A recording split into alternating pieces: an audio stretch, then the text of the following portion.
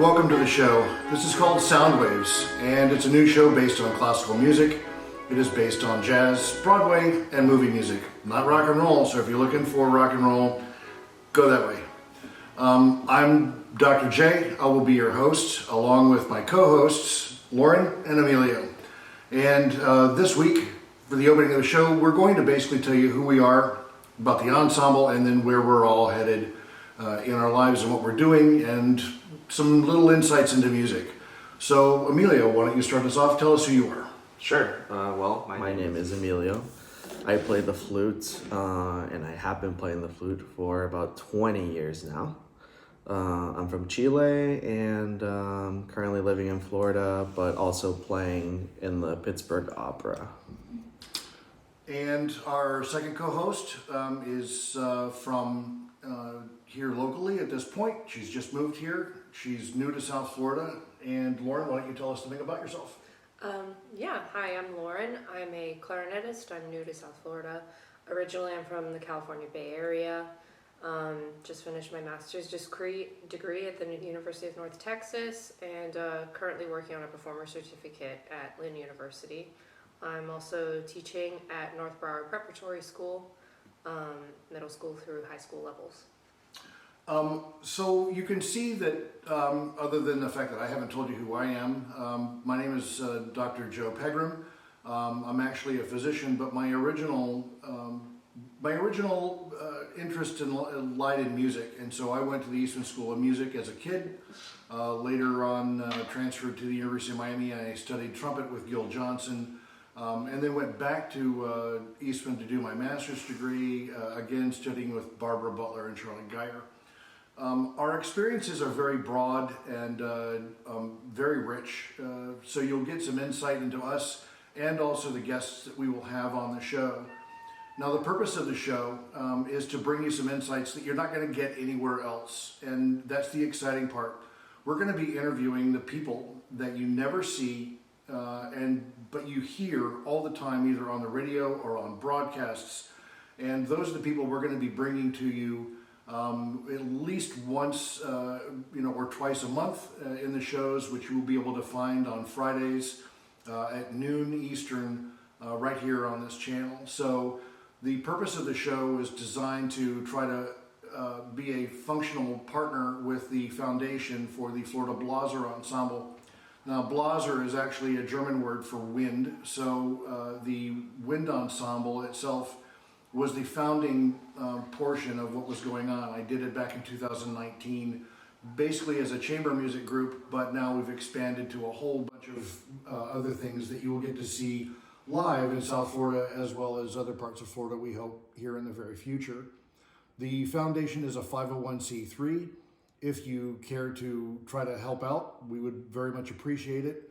The purpose is to try to provide scholarships to very deserving kids that are going to make classical and jazz music part of their life and their legacy as they go forward in their training. So with that said, we would like to turn it to the second segment of the show and discuss some of our experiences and what we've done in going to school. I've told you that I went to Eastman.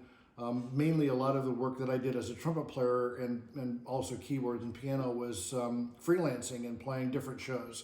I did everything from Ben Vereen to Doc Severinsen to playing second trumpet in the Florida Philharmonic Orchestra of Florida down here in Fort Lauderdale, which is no longer exists, but unfortunately, which a lot of regional orchestras have problems with. But my experiences went back and forth, Latin music to playing, Mahler. So. What about you guys? Why don't you tell us some of the things that you've done? And you were in Minneapolis for a while. So what about your thing here? Sure. What you did?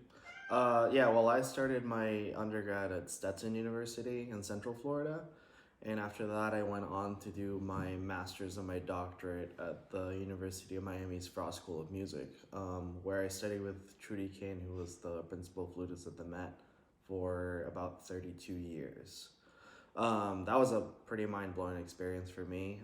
And then while I was in Miami during my master's, after my first year, I won my first audition with the Miami City Ballet, where I played principal flute and piccolo. So that was kind of the start of my professional career in South Florida. And then after that, I went on to freelance all over the place.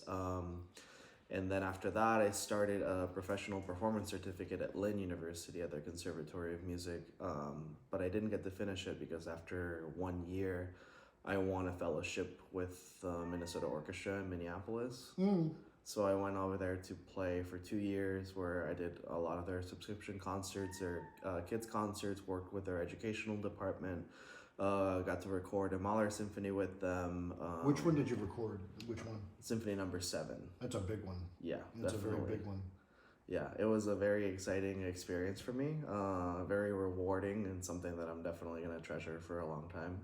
Obviously. And then also the really neat thing was that I got to play all over the section. So I played everything from principal to second to third, even some alto flute. So I got the whole spectrum. You got the whole gamut of everything. Yeah, absolutely. So in the trumpet section, we do, usually you have first, second, third for the most part in an orchestra.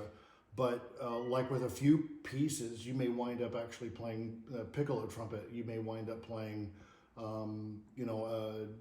flugelhorn as an alternative for certain pieces if they're much more modern. So now you are a clarinetist, so you guys have a wide range of clarinets, and you have. I mean, when I started the ensemble, I included 2 clarinets, and then I included a bass clarinet because it provided that rich background and drop to the ensemble, which kind of emulated the cello section a little bit. We're just trying to get around not having strings, because strings are no longer allowed in this show, and they're not allowed in our ensemble. We don't use strings, so that's why it's a wind ensemble. But what attracted you to playing clarinet? I mean, I'd say that when I first started out, actually, back in the 5th grade, and I was just a little kid, I mean, I was pretty just strongly attracted to wanting to play music in general, and I got the opportunity to join band for the first time. So, How old were you? I was like 9 or 10 years old, so... When did you start playing when you were first? I was 12. You were 12. So I was 10, and I think that 8 to 12 is sort of like a catalyst for wind players. A lot of pianists start 4 or 5 years old, and then they become Glenn Gould and they become reclusive. So there you go. Anyway, go ahead. I'm sorry. Yeah. But yeah, I mean, because before that, I was learning the recorder because that's the first thing they usually put into these kids' hand is playing hot crossbones on this little, tootle flute, basically. But yeah. Tootle flute. It's a new word. We'll have it. Well, it'll be in the screen. You can look it up. Tootle flute. But yeah, I mean, my first choice to play was actually flute. I just thought it had a really beautiful sound, and I wanted to play the really pretty instrument. But my band teacher was pretty much like, we have too many flutes, go sit with the clarinets over there. So yeah, but so I ended up over there, but it actually turned out to be a really great fit for me. I fell in love with the instrument, and I just kept playing it for pretty much the rest of my life. So now we are here. So you were saying... Yeah, so basically I was picking up the clarinet at the age of 10, as with pretty much, I think most other clarinetists these days, I've heard that they start pretty much around the same age. And I think it might have to do with the fact that before that age, it's hard because your hands are just, I think they don't have the size for covering all the tone holes properly on the instrument. So I think that's just a physical limitation of the thing. No, for a lot of parents and kids that are just starting out, a trumpet has valves, and we'll bring on an example in the next show of instruments and stuff so that you can see them. But the reed and woodwind instruments use holes to create differences in sound. And what's the element of getting used to that when you're a young player? Well, I think for flute it's a little bit easier because when you're starting out, you'll usually start out with a flute in which the keys are completely sealed. So they're almost like little coins, if you will, like the shape. So all you need to do is make sure you're pressing down on it. But as you get more advanced, you would eventually upgrade to what's called an open hole flute, where 5 of the keys that you're pressing are actually kind of hollowed out in the middle, so they have a hole which you have to cover with your hand. Now when you're a beginner, you usually start with the little silicone plugs in each one of the keys, and as you progress and you start getting more used to the ergonomics of it, you start to take off the plugs one at a time, and then eventually you kind of make the full change into that. You know? Well, you guys don't have to do that with the clarinet, do you? Yeah, in some ways I wish we did, because that would certainly make my job a lot easier. How so? I really want to hear this. Well, a big part of what I'm doing with teaching 5th graders, especially young students, is like teaching them how to cover the tone holes properly. And that's a big hump that they have to get over, is just like proper finger position, because you see a lot of crunching fingers, not sealing the holes right because they don't know exactly how to put their fingers down, because it looks like a complicated instrument from the outset, which I think could be intimidating to a lot of young kids, and there's a lot of moving parts to it too. But yeah, I think if we had some kind of sealing mechanism or something for kids, it would certainly make them. It might, but at the same time, at some point, because I think with the clarinet, there's just too many, I think the majority of the major tone holes are just open holes, so it's like they do have to get used to that very quickly. Well, with clarinets and not so much with oboes and bassoons, because those are double reed instruments. And by double reed, we mean that they have a reed on top and a reed on the bottom. Am I right in saying that? So, I don't want to have the Oboe Society of America call into the show and go, "You're wrong." But the clarinet is a single reed. And so I remember when I was playing in college and professionally, there was always this problem with the reeds either splitting or what's the big problem that you have with your reeds? You guys are always messing with them. Oh man, that's a loaded question. I think reeds are, I've basically had to I have a very complicated relationship with my reeds from day one, essentially. Do you talk to them before you put them on your mouthpiece? I mean, if it might help. Because we don't. Yeah. I'm a trumpet player. It's a brass mouthpiece covered in silver. You just shove it in and it's good to go. He's got a head joint. They just plug it in. It's good to go. Mm-hmm. You guys have this, and I see clarinet players. They're messing with it all the time, and they're trying to line it up and trying to get good stuff done. Well, because it's made of an organic material, which is just cane, essentially, and cane can really vary depending on how long you've aged it for. Do you make your own? I don't make my own. A lot of double reed players, they do generally make their own because that's traditional for them. For single reed players, you can make your own.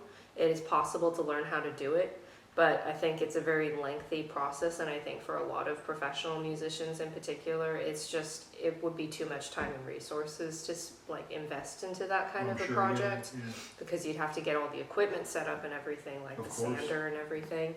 So I see oboe players. They're always like they've got this thing and they're doing micro motions, trying to shave down the reed just the right way. So cool. So really quickly, when we first started playing, practicing was take your instrument home and practice. When I wanted to start, I wanted to play percussion. My mom wouldn't let me, and so I picked the second most obnoxious instrument that I could, which I thought was the trumpet. So I started with that, and they rented one from a local shop for me, and just to see. And that's a good way of doing it, actually, by the way, because some kids may want to play an instrument, but they're not sure which one they really like the best. And then also there is the band director shoving you into the clarinet section instead of playing a flute. For me, practicing was like the dreaded half-hour block of every day. I had to do this for a half an hour, and I was looking at the clock the entire time. And if it went to right a half an hour and 5 seconds, I was already done. I was already putting stuff in the case. So what about you? When you started, were you really dedicated to it, or was it kind of like yeah, I'll do this, but I'm really not sure. I was definitely dedicated. I think there was like some unspoken pressure in my situation. Well, first of all, because I started a year after all my classmates did, Okay. and I was also the only boy in an entire section. Oh, you were flutes. trying to catch up then. Yeah, so not only was I trying to catch up, but I was trying to prove myself because I kind of had to step up for all the boy flute players around, saying that, Yeah, represent. we're able to do it just as well, So I was definitely practicing a lot, but it was pretty fun for me. I kind of made a game out of it in a way, so I would try to make it entertaining, and sometimes I'd even practice while I was watching cartoons or something like that. Well, that's not a bad way of doing it, actually. What about you? Well, I'll be honest and say that at first it was kind of a struggle for me to figure out a whole practice routine.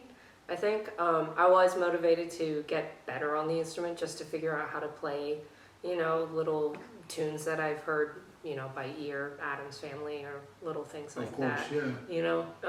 And like kind of showing off to my family, like, hey, I can play Jingle Bells now, essentially. But yeah, I mean, I would basically, the teacher would give us like these practice logs, right? And it would be like, oh, it's due tomorrow. Time to sit down for 3 hours now and get it all out of the way. Pretty much. So. I think I did that.